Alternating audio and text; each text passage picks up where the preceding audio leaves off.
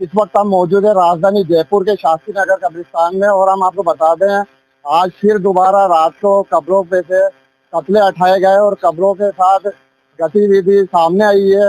आज यहाँ पर जिस्म फरोशी का मामला देखने को भी मिला है दोबारा से, और यहाँ पर स्थानीय लोग हमारे साथ मौजूद है और यहाँ विधायक अमीन कागजी साहब भी आए हैं और आर तिवारी जी मौजूद है। और आज इनसे जानेंगे हम कि पुलिस प्रशासन द्वारा क्या कार्रवाई की जा रही है। जानिए। कब्रिस्तान के अंदर जो अवैध गतिविधि हो रही है काफी टाइम से, टीमें भी यहाँ पर लगी हुई है जो इस चीज को देखने को मिल रही है कि कौन अननोन यहाँ पर आ रहा है और किस तरीके के नशेड़ी यहाँ बैठ रहे हैं। कोई लेडीज भी यहाँ पर पकड़ी गई थी। आज आपने खुद ही विजिट कराया, जायजा लिया है, इस मामले का क्या पूरा मामला है? भाई देखो, गए 10-12 दिन से हमको भी जानकारी मिल रही थी। शहर कांग्रेस का अध्यक्ष और हवामेल से मैं चुनाव लड़ चुका हूँ। कब्रिस्तान और शमशान तो ऐसी जगह है जहाँ अपने पूर्वजों को हम यहाँ दफनाने जाते हैं या हम उनका अंतिम संस्कार करते हैं। लेकिन मेरे को लग रहा है कि भारतीय जनता पार्टी के शासन में जयपुर शहर में ये जो ड्रग्स का मामला है ये चरम सीमा पे आ गया। और अभी कई लोगों ने वीडियो डाला था, वहाँ एक कोई लड़का लड़की भी पकड़े गए थे शास्त्री नगर थाने के पास में, जो कब्रिस्तान है शास्त्री नगर वाला। अमीन भाई को भी इन्होंने सूचना दी थी, जो हमारे किशनपुर के लगातार दूसरी बार विधायक बने। मेरा हवामेल विधानसभा क्षेत्र भी कब्रिस्तान के ठीक सामने वाला। ये कहने का तात्पर्य है कि यहाँ पर जो कब्रें बनी हुई हैं, लगता है कि नशा करने वाले या जो तंत्र मंत्र करते हैं, चाहे वो किसी भी कौम के हो, कब्रों को छेड़ना, उनके ऊपर लगी हुई पट्टियों को आप खिसका दो, मरे मुर्दों के लाश के ऊपर जो कफन होते हैं आप उनको बाहर निकाल करके क्या करते हैं, कुछ समझ में नहीं आता। विधायक कोष से हमारे अमीन भाई ने, क्योंकि ये विधायक किशनपुर के हैं, किशनपुर में आता पूरा कब्रिस्तान, उन्होंने अशोक गहलोत जी के कार्यकाल में बहुत पैसा लगाया, करीब 2-2.5 करोड़ रुपए से उनको यहाँ विकास का काम किया, पानी की व्यवस्था की, दीवारें भी लगवाई। पूरी दीवारें पहले टूटी फूटी थी, अंदर लाइटों की भी व्यवस्था की, हाई मास्क लाइटें भी लगाई, 4 आर्म्स लाइटें भी लगाई, 2 आर्म्स लाइटें भी लगाई। लेकिन अपराधियों के लिए ये सारी बातें बेमानी। आज सैकड़ों की संख्या में लोग बाग यहाँ आए। कल रात को एक बुजुर्ग महिला की कब्र के ऊपर से पट्टी हटाया गया और वहां पर एक बुजुर्ग चौकीदार रहते हैं, वो कहते हैं करीब 1:30-2 बजे के करीब 6 आदमी लकड़ी की सीढ़ी लेके आए और दीवार फांद करके अंदर गए। अब चूंकि बुजुर्ग आदमी तो अकेला 6 आदमियों का सामना कैसे करता, लेकिन वो देखता रहा। सुबह जब शमशान में वहाँ कब्रिस्तान में लोग बाग गए तो आक्रोश हुआ। अमीन साहब को बुलाया, मैं भी आया था और हमने मौका मुआयना भी किया। वहाँ पूरी लाइटें, मैं ये नहीं कर रहा हूँ अमीन भाई ने काम नहीं किया, लेकिन क्योंकि कब्रिस्तान 40 बीघा क्षेत्र में फैला हुआ है तो अभी भी बहुत सारी इलाका है जहाँ अंधेरा है। तो आज अमीन भाई ने कहा भाई मैं मेरे कोष से, विधायक कोष से, सरकार तो अपनी है नहीं, लेकिन विधायक कोष से अभी भी मैं 1.5 करोड़ के काम करवाऊंगा।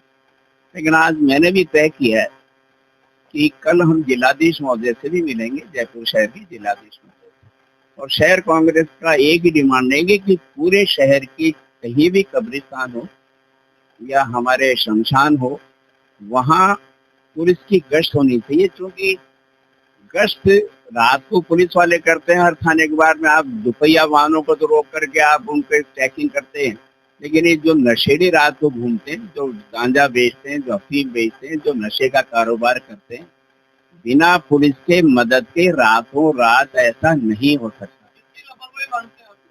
मैं तो मान करके चलो भाई प्रशासन की है लापरवाही। जब आप दुपहिया, अरे भाई मैं कह रहा हूँ ना कि पुलिस प्रशासन की लापरवाही दिख रही है ना। जब आप दुपहिया वाहन चालक को तो 11 बजे बाद में घर के बाहर से कहते तू बाहर कैसे खड़ा है, तो नशेड़ी रात को जब घूमते हैं उनको आप टोकते नहीं। तो कल हम जिलाधीश महोदय से मिलेंगे और उनसे ये निवेदन करेंगे कि केवल विधायक कोष से यहाँ का विकास नहीं हो सकता। हम जिलाधीश महोदय से राज्य सरकार से भी मांग करेंगे कि वो शास्त्री नगर वाले जो हमारा ये कब्रिस्तान है, यहाँ की दीवारें 2-2 फुट, जो अमीन भाई ने कराई करीब 6 फुट की ऊंची दीवारें तो खिंचवा दी, 4 गेट भी बनवा दिए, लाइटें भी लगवा दी, पानी की, लेकिन फिर भी काम अभी अधूरा है। अब क्योंकि सरकार हमारी है नहीं। हम जिलाधीश महोदय के नाम पर ज्ञापन देंगे कि मुख्यमंत्री जी इस कब्रिस्तान पर विशेष ध्यान दें। और इसी कब्रिस्तान पे क्यों, बाकी के शहर के जो भी कोई कब्रिस्तान है या शमशान है, अगर वहाँ, ये तो अल्लाह की जगह या भगवान की जगह, आखिर में आपको जाना तो, चाहे मैं हूँ, चाहे प्रधानमंत्री हो, चाहे मुख्यमंत्री, जाना तो यही पड़ेगा। अब वहाँ का विकास हो, वहाँ दीवारें, सुरक्षा की व्यवस्था हो। और ये जो नशेड़ी का जो जयपुर में बड़ा कारोबार हो गया, 8 विधानसभा, मैं नहीं कह रहा हूँ केवल हमारे इधर ही हेरिटेज के अंदर ही, मैं कह रहा हूँ नशे का कारोबार जयपुर शहर में फल फूल रहा है। और पुलिस प्रशासन को हम लगातार चेताते रहते हैं, उसके बावजूद भी पुलिस प्रशासन उस गति से काम नहीं कर पा रहा जिस गति से उनको नशेड़ियों पर अपने लगाम कसनी चाहिए। तो कल हम जिलाधीश महोदय से मिलेंगे, उनसे कहेंगे कि आप सरकार से पैसा लेकर के यहाँ विकास का काम कराएं, और कोशिश करेंगे कल पुलिस कमिश्नर साहब से भी हम समय लें। और जयपुर शहर के तमाम थानों को हम हिदायत देना चाहते हैं, उनसे गुजारिश करना चाहते हैं कि अपने इलाकों में विशेषकर जो अपराध शहर में बढ़ रहा है, चाहे वो मुख्यमंत्री जी का इलाका हो, चाहे उप मुख्यमंत्री जी का इलाका हो, अपराध का किसी दायरे में नहीं, अपराध है वो किसी भी इलाके में। तो अपराधों पर लगाम कसने का काम पुलिस प्रशासन का, हम कल कमिश्नर साहब पुलिस से भी मिलेंगे और उनसे भी निवेदन करेंगे कि आप जयपुर शहर में जो ये नशे का कारोबार दिन दूना 4 चौगुना बढ़ रहा है, उसके ऊपर लगाम लगाएं। और ऐसे सार्वजनिक स्थलों पर जो नशेड़ी गंजेड़ी घुस जाते हैं, उनको आप घर पकड़ करो, ताकि आम आदमी में आक्रोश नहीं हो। आज लग रहा था कि जो कब्रिस्तान में जो लाशें हैं, उनके साथ में जो अभद्रता, मतलब जो फुटेज आ रहे हैं, वो लग रहा है कि विपत्ता की हद पार कर चुका हूँ। तो अगर ऐसा आक्रोश रहा तो जयपुर शहर की शांति भंग होने की आशंका है। इस बात को लेकर के कल हम जिलाधीश महोदय से भी मिलेंगे, पुलिस कमिश्नर साहब से मिलेंगे और सबसे निवेदन करेंगे कि पुलिस प्रशासन इन भंगेड़ियों रंजेड़ियों को पकड़े और शहर में अमन चैन बनाए। कब्रिस्तान की पवित्रता बनाए रखने के लिए क्या कुछ कदम उठाए जाएंगे?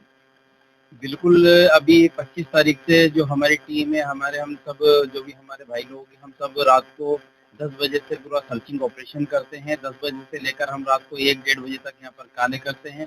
पूरे कब्रिस्तान के एक कोना हम बिल्कुल हमारे पूरी व्यवस्था करके लाइट, टॉर्चे वगैरह, सारे डंडे वगैरह लेके हम करते हैं कि ताकि जैसे कि कुछ जानवरों का भी खतरा रहता है, तो उसको देखते हुए हम पूरे कब्रिस्तान का रात को 2-3 घंटे तक चक्कर लगाते हैं, ताकि किसी भी तरीके का कोई भी यहाँ पर अनहोनी या किसी भी सही कोई शिकायत ना हो। जो नशेड़ी पकड़ में आए थे और एक लड़की की फुटेज भी वायरल हुई थी, क्या उनको थाने में आपने गिरफ्तार कराया? बिल्कुल, इसके अंदर हमने कम से कम 4 या 5 नशेड़ी को थाने के अंदर गिरफ्तार करवाया था। और जो लेडी की जो वीडियो वायरल हो रही है, वो जब हम आए थे तो उस टाइम वो लड़की वहाँ से भाग गई।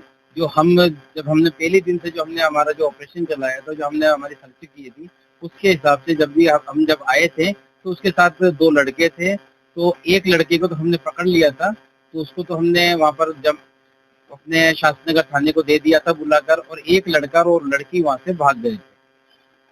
बोर्ड की तरफ से क्या कोई कमेटी वगैरह अभी कमेटी है या नहीं है? वक्फ बोर्ड की तरफ से अभी वर्तमान में कोई कमेटी नहीं है। और वक्फ बोर्ड के जो चेयरमैन साहब है, खानूखान बुधवाली साहब, उन्होंने साफ तरीके से कह दिया है कि यहाँ पर कोई कमेटी नहीं है, पर एक गार्ड यहाँ पर मुकर्रर कर रखा है। उन्होंने शायद उसको 5,500 या 6,000 रुपए महीना देते हैं, 1997 से वो पैसे देते आ रहे हैं। कहना है कि नशा हर अपराध की जननी है, और इन अपराधों में आज अंकुश क्यों नहीं लग रहा, क्योंकि पुलिस प्रशासन की खुले तौर पर लापरवाही सामने नजर आ रही है। ये शास्त्री नगर थाना कह दो या पुलिस प्रशासन कह दो कि थाने की नाक के नीचे कब्रिस्तान है और उसमें इतने अपराध घटित हो रहे हैं। तो इन अपराधों की असल वजह नशेड़ी नहीं है, बल्कि आज जो अवैध जो मेडिकल है वो है, क्योंकि अब नशेड़ी हाईटेक हो गए, वो इविल के जैसे हैं, और ये मेडिकल वाले उनको आराम से दे देते हैं।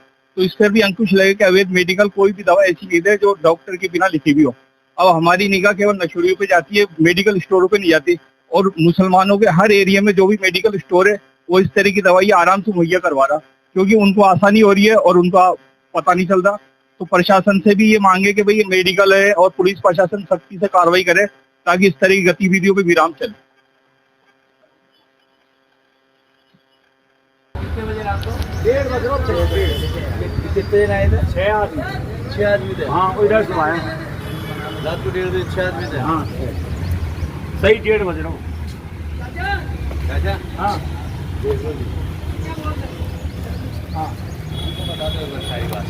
बता दी मैंने। मैं पूछ रहा हूँ चाचा आए हैं तो थोड़ा ध्यान ये होगा मोटरसाइकिल यहाँ से इधर गए हैं या इधर गए थोड़ा। भाई मैंने बेटा इतनी ध्यान आ गई मोटरसाइकिल वहाँ खड़ी रही, वो यहाँ से जा रहा स्टार्ट भी करे नशेड़ी में पीछे लगा दी मोटरसाइकिल के, वहाँ खींच के लगा नशेड़ी वो मोटर।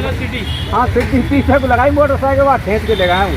ये नहीं देखा मैं उधर गए। हम वो इसके ध्यान ना के घर गए किधर गए।